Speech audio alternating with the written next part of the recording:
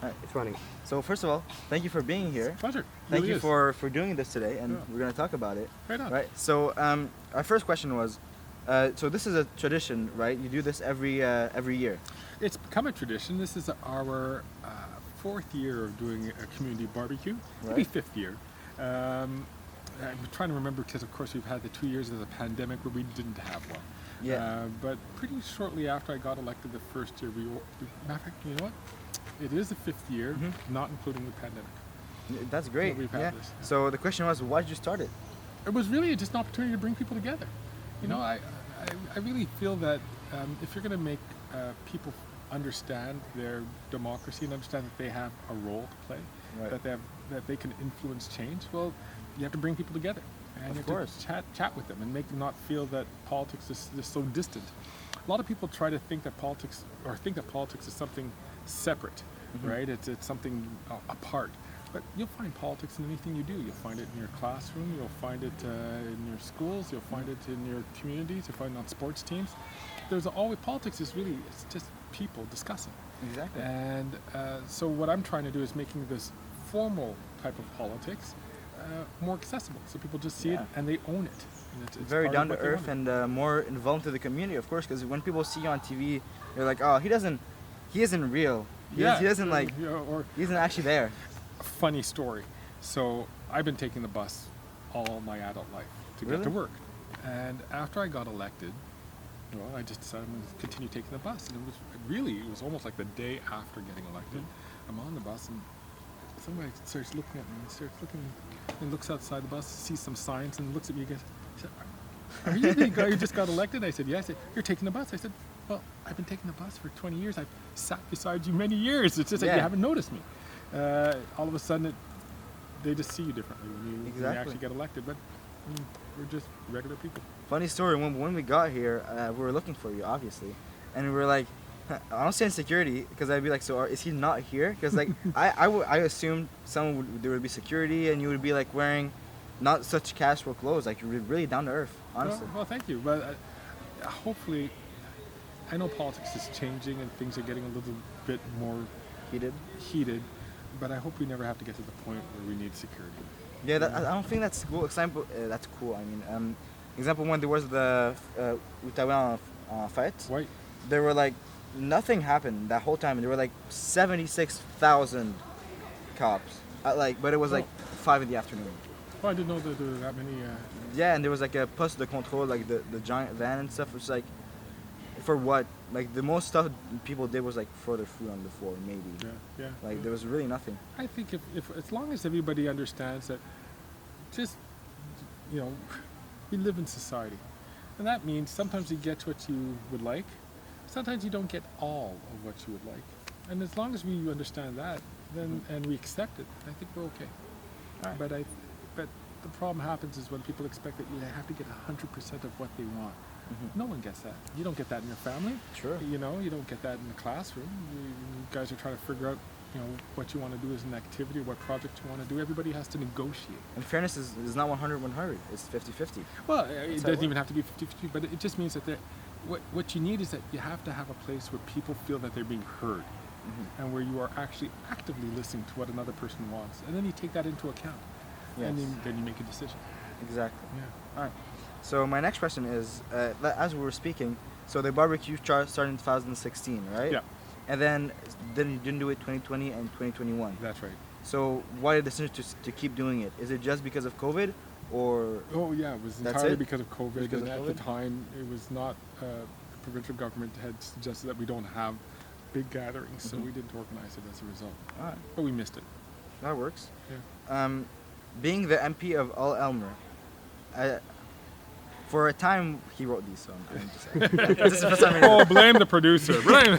being the MP of Elmer All for a time, what does it mean for you to represent the region for you? What does it mean for What you does to it mean represent this the region? community? Well, so there's a formal aspect of it. I'd say what it means is that I try to take into the interest of the community, and then from what I've heard from speaking to people, or from what they wrote what they might have written into me, and express that in the House of Commons. But more philosophically, I raised my family here. I've been living here, been actively involved here. I feel that the values that, the things that I love about the community are things that have become a part of me. So I don't feel it's a big stretch to represent folks in Parliament, because I think I have a really good sense as to the values that they have and that they hold on to and what they would like me to do. So it's a bit of an art, and it's very little of a science. Yeah, I understand you, and plus I personally like. Oh wow, they all disagreed. Oh my god. Yeah, right. So it's I think it's a really good, it's really great that you're words. You're representing us really greatly. Like I see, Thank you. like the place here before it used to be kind of really dead. Like now we have had like Telecom Prices, which No, that's existed for That's existed for a while. 41 years. Seriously, Telecom wow. Prices has been a staple. I volunteered for that for like a dozen years before I got elected.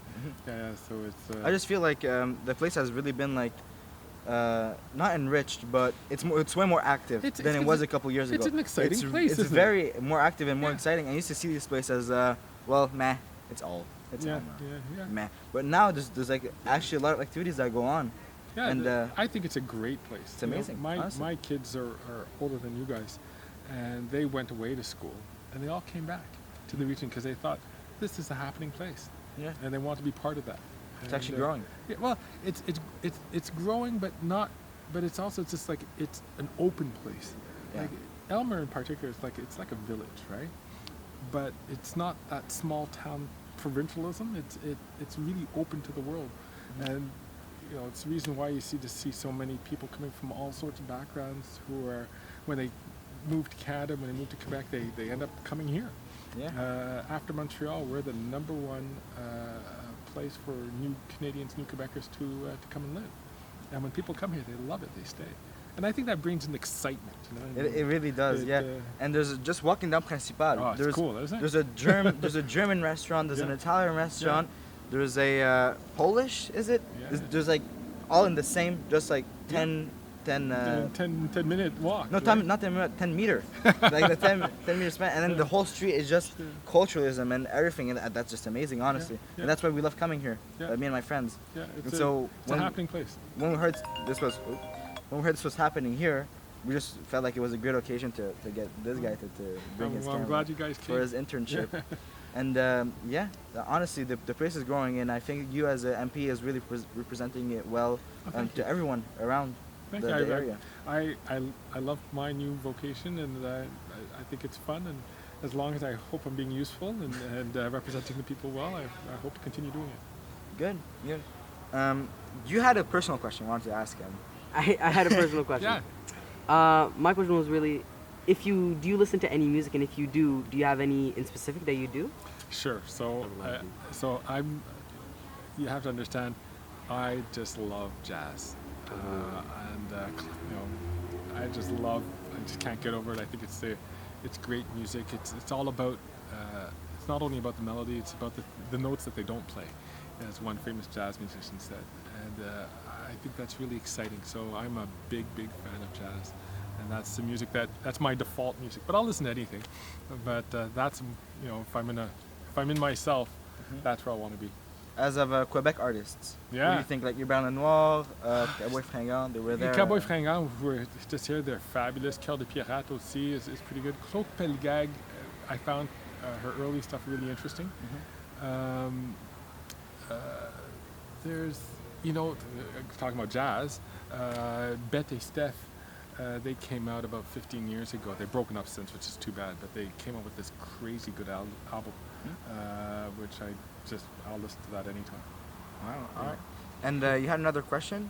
No, that was really the only question I had involving music and everything. All right. Yeah. Well, actually, I'm also so curious. So you were looking into like all the MPs of whole Canada, right? All Whole Canada. like whole Canada. And how many of them is there? I counted. 338 MPs. There's a lot. There's a lot of MPs, but this is my personal question. Being one of the few black MPs in Canada, and specifically being a black MP of Quebec, for you, what does that represent, like with community and all that stuff? I think to me it really represents hope. Canada's changing, Quebec is changing, and to see that the people here who had never elected a black person as their federal MP before take a risk with me, I'll always be grateful to the people of Hull Elmer, and I'll always be proud of the people of Hull Elmer that they didn't stop looking at the question of skin color, but they really just want to get to know the person. And to me, that's a hopeful sign. That it's not a matter of who you are, your orientation, your identification, your race, your religion. You're looking to, you're looking for what matters between people's ears and not what's on their skin. And I hate that you have to say they took a risk, because why would you have to take a risk? You're a human being like everyone else, and it's really sad that you have to specify that they took a risk. Well, it's just some people it would stop them from voting for me, but that wasn't the case here in Hull Elmer. Are you born here? Yeah, well, born in Montreal. Yeah. Well, Montreal, yeah. So you're exactly like us. Yeah. It's no problem. So yeah, it's just sad that you have to specify that. You know what? And I'm so happy to hear you say that, because then that makes me say that, okay, your generation is really, I think you guys are the coolest, because I've just been so excited by the whole notion of identity, right? That has been like, for me when I was growing up, the big issue was orientation and maybe race. But your generation has gone even further, and I just think that I have lots of hope for the future. Because the trick is we all have to get along. If we want to figure out how to deal with climate change, you can't attack climate change as an individual or as one country. We all have to figure it out how we can work together, and to work together we got to learn how to get along, how to trust each other, and that means you got to look beyond the simple, superficial things, and really get into what the person's about. Well said. Well said. Mackenzie, do you have anything to add? Yeah, and especially I need to formulate the question well. Well, I think that a lot of the reason why climate change exists is like big petrol companies abusing of their powers and doing lobbying and stuff. And what I find really cool with the manifestations like in 2019 is that pretty much everyone and no matter like the identity went, and we just like protested, and I was part of that protest. Good. And I find it great that it's one of the causes that can unite so many people. It can unite so many people, but then again, it also scares some people. Some people are just afraid of change. Yeah. Right? Yeah. They have, they're folks who have, always just driven a car. And I keep on saying, well, take the bus. Oh, no, I don't take the bus. Well, why don't you take a bus? And then they have to think about it. Just because they weren't used to it. I grew up in Montreal. You took the bus. Why would you drive? And there was a subway, which is... There's a subway. Yeah. There was a suburban train. Why would you, why wouldn't you do that? You don't have to park. You don't have to, you can do many things. You can fall asleep. Exactly. It's great. So I just think that people just need to understand that, look, we've had it good. It's lovely. We had all these wonderful advantages, but there was a cost. We put way too much carbon into our atmosphere. We have to change that, and it's gonna be some really big changes in our lives. But why be afraid of that?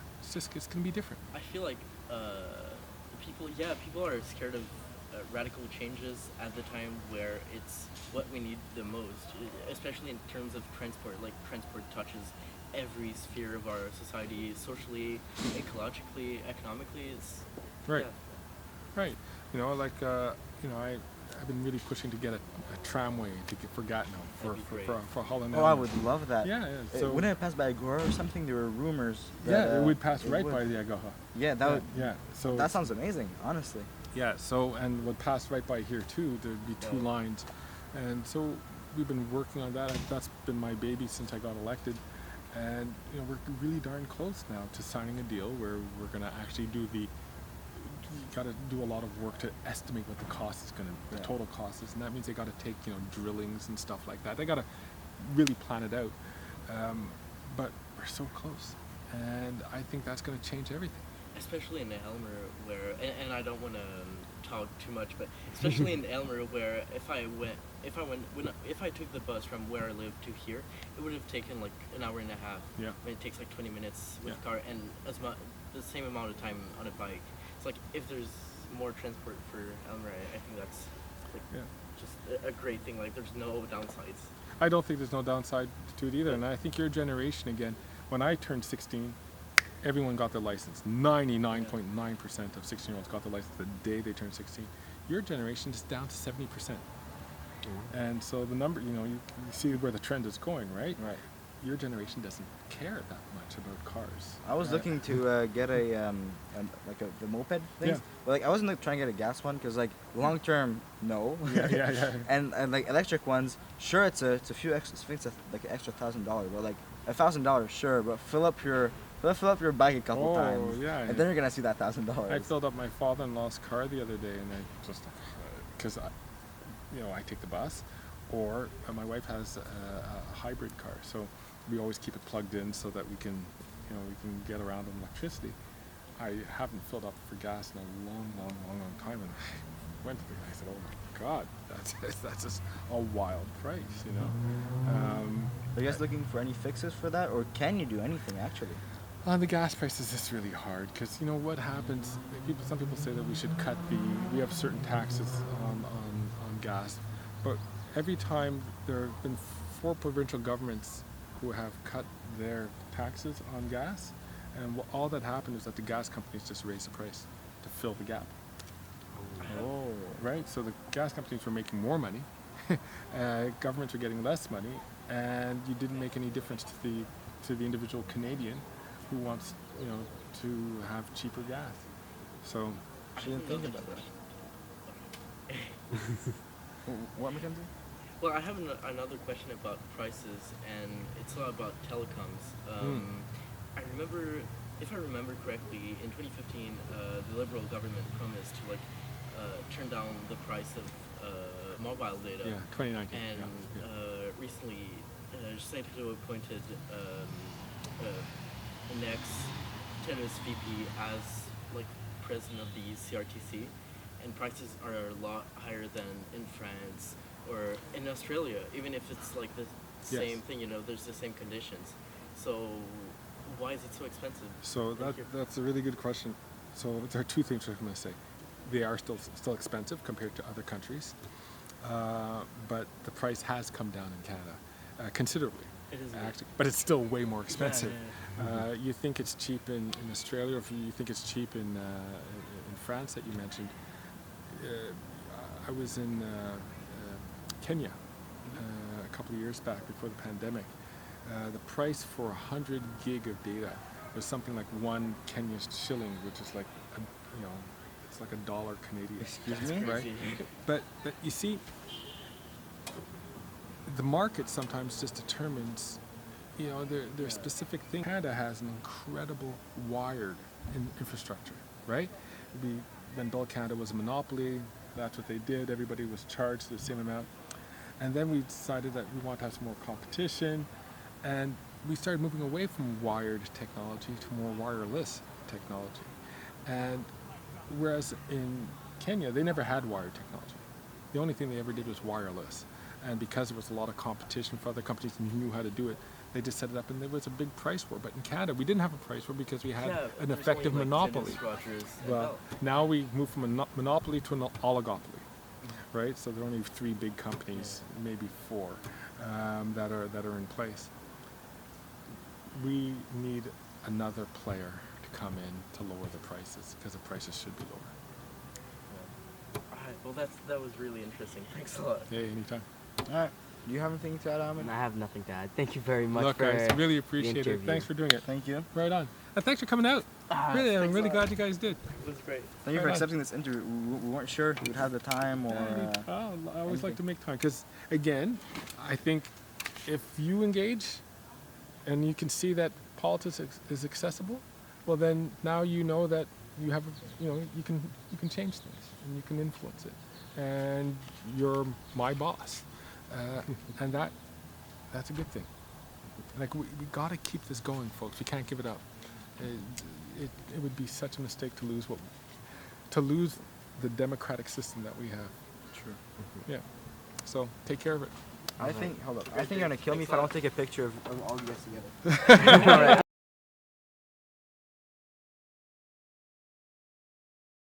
report right now. All right. There you go. Test. Just say Test, something. test. 1, 2, 3. We're speaking. It test. works. Does it We're work? speaking work. Should move a bit Is closer. the little thing going up when we're speaking? Yes, Yeah, it is. good. It is.